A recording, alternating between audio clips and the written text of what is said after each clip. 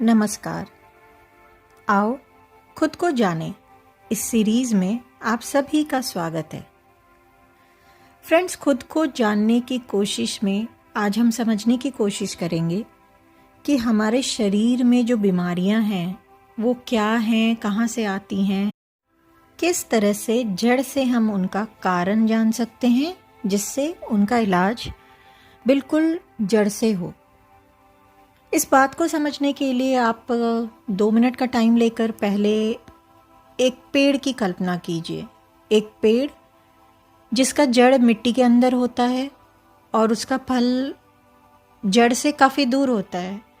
मतलब जड़ कहीं होता है और फ्रूट्स कहीं और मिलते हैं। इन दोनों को के बीच में अंदर से तो बिल्कुल गहरा रिश्ता है, क्योंकि जड़ नहीं है तो फ्रूट्स बनेंगे ही नहीं। लेकिन बाहर से देखने पे हमें पता नहीं होता। अगर सिर्फ फ्रूट को देखा जाए तो पता ही नहीं कि इसका पेड़ कैसा होगा और इसकी जड़ कैसी होगी और कहाँ कहाँ तक फैली होगी और कहाँ से आई होगी। ये सेम कंडीशन होती है हमारे शरीर में फल यानी बीमारी और उसका कारण यानी जड़, इन दोनों के बीच का सेम रिलेशन होता है। यानी जड़ या कारण कहीं और होता है और उसका फल यानी रिजल्ट निकल कर कहीं और दिखता है। हैरान होंगे आप सुनकर। रिसर्च ने बताया 90% फिजिकल बीमारियां ना सिर्फ इमोशनल बल्कि मैं फिजिकल बीमारियों की बात कर रही हूँ, सिर्फ और सिर्फ इमोशंस की वजह से होती हैं। वो इमोशंस कैसे भी हो सकते हैं, दुख के, दर्द के, सोच के, डिप्रेशन के। 90% फिजिकल बीमारियों का रीज़न ही हमारी इमोशनल हेल्थ है। यानी कि जड़ कहीं और फल किसी और रूप में दिखता है। बहुत सारी ऐसी प्रॉब्लम्स जो हमें दिखती किसी और बॉडी पार्ट में है, लेकिन उनकी जड़ जुड़ी होती है किसी और बॉडी पार्ट से। जानना चाहेंगे? आँखों की प्रॉब्लम, आँखों की कैसी भी प्रॉब्लम हो। ऑफ कोर्स आईसाइट अगर वीक है या आँखों में रेडनेस आ रही है या किसी भी तरह की प्रॉब्लम आ रही है, उसका एक मेजर रीज़न तो आपके आँखों की नर्व्स से, उसके सराउंडिंग एरिया से, इन चीज़ों से रिलेटेड होगा ही होगा। बट एक मेजर रीज़न होगा आपके लीवर की खराबी।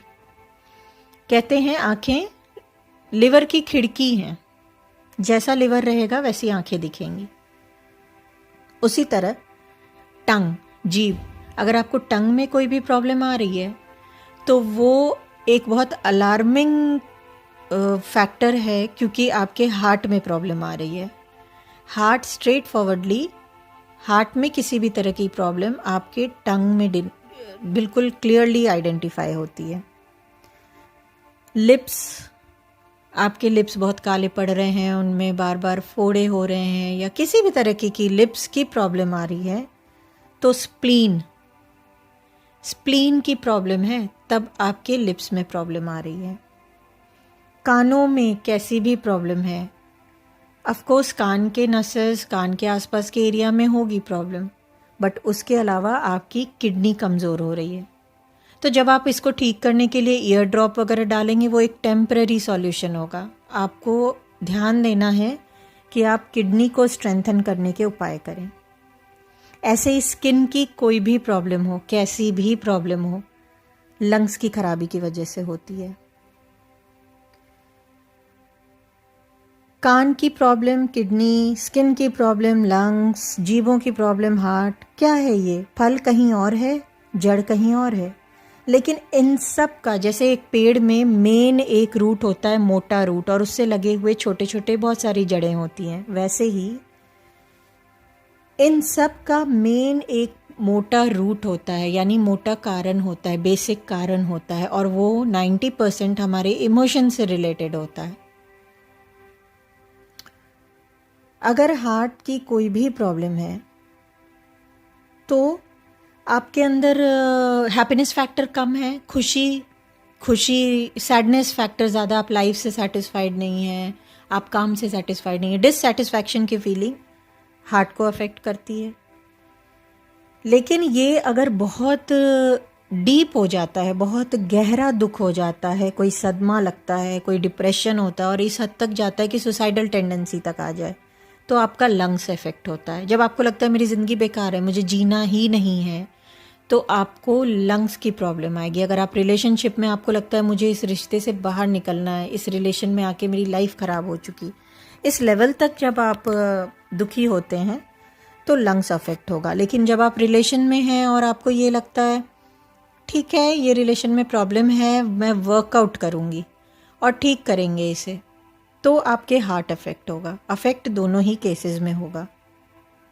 अगर बहुत ज़्यादा ओवर थिंकिंग करते हैं, ओवर थिंकिंग सोचते ही रहते हैं, तो आपके स्प्लीन पे इफ़ेक्ट आएगा।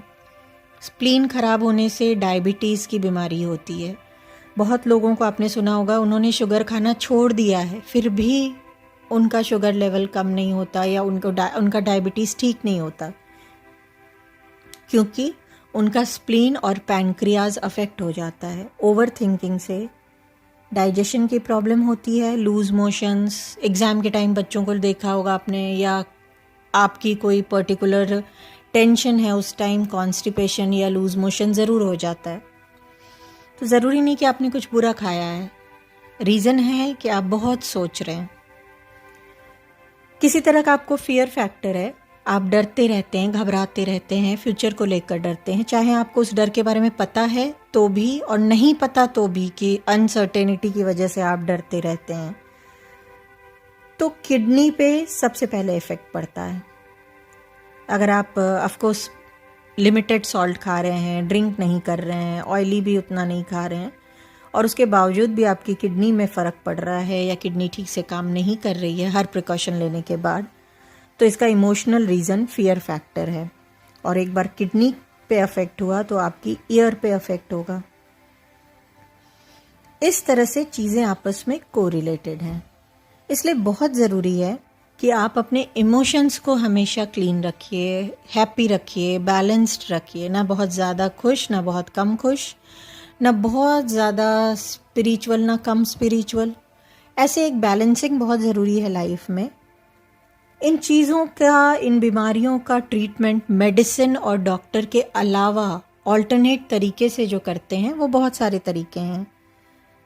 कलर के थ्रू कर सकते हैं। सपोज अगर हार्ट से रिलेटेड आपको कोई भी प्रॉब्लम आ रही है तो आप कलर थेरेपी यूज़ कीजिए। ग्रीन कलर, हार्ट का कलर उसमें इंसर्ट करेंगे। रेकी हीलिंग, कोई भी हीलिंग, रेकी हीलिंग हो, प्राणिक हीलिंग हो, किसी भी मोडालिटी की हीलिंग है, उससे हाँ एनर्जी का ब्लॉकेज है उसको अनब्लॉक करते हैं। क्यों ब्लॉकेज मतलब या तो एनर्जी कम है या बहुत ज़्यादा है, उसको बैलेंस करते हैं। एक्यूप्रेशर से कर सकते हैं, इसे बैच फ्लावर रेमेडी आती है उससे कर सकते हैं। किसी भी तरीके से एनर्जी को, आपकी फीलिंग्स को, आपके चक्रास को जब बैलेंस करते हैं, आपका इमोशंस अगर बैलेंस है तो आप फिज़िकली खुश रह सकते हैं। इस बात को समझना बहुत ज़रूरी है कि इमोशनली हेल्दी हैं तो ही फिज़िकली हेल्दी हैं। अदरवाइज़ आपके पास पैसे हैं, यश है, हर सुख सुविधा है, और अगर पीस ऑफ माइंड नहीं है, सेटिस्फैक्शन इन लाइफ नहीं है, थैंकफुलनेस नहीं है, तो शायद कहीं ना कहीं आप फिज़िकली किसी न किसी बीमारी से जूझते हुए पाए जाएंगे। फिर आप कितने, इसीलिए कहा जाता है डे टू डे लाइफ में आपको मेडिटेशन और योगा किसी न किसी फॉर्म में, चाहे वो 10 मिनट का ही हो, ज़रूर इंक्लूड करना चाहिए, जिससे ये एनर्जीज बैलेंस्ड होती हैं। अपनी बात को आप लोगों तक पहुंचाने में मुझे उम्मीद है मैं सफल हो पाई होंगी। उम्मीद है आप ये समझ पाएंगे, थोड़ा सा खुद इस बारे में बैठकर सोचेंगे तो ये समझ पाएंगे कि आपकी ड्यूटी या आपकी रिस्पॉन्सिबिलिटी सिर्फ अपना ख्याल रखना या दूसरों का सुख सुविधाएं देकर ख्याल रखने की नहीं है। सबसे पहली ड्यूटी जो बनती है वो है इंसानियत की। एक दूसरे को शांति दीजिए, एक दूसरे के साथ अच्छा बिहेवियर, अच्छी शेयरिंग, उनको इमोशनली स्टेबल करने में, इमोशनली हेल्प करने में अपना हाथ बढ़ाइए। जितना हो सके एक दूसरे के साथ एक दूसरे के इमोशंस को समझने के साथ समय बिताइए। बीमारियां होंगी नहीं तो फिर आपके भी प्रॉब्लम कम हो जाएंगी, आपको भी उतना टाइम नहीं देना पड़ेगा और आप खुद भी हेल्दी रहेंगे और आपके साथ के लोग भी एक हेल्दी लाइफ जी पाएंगे। Thank you.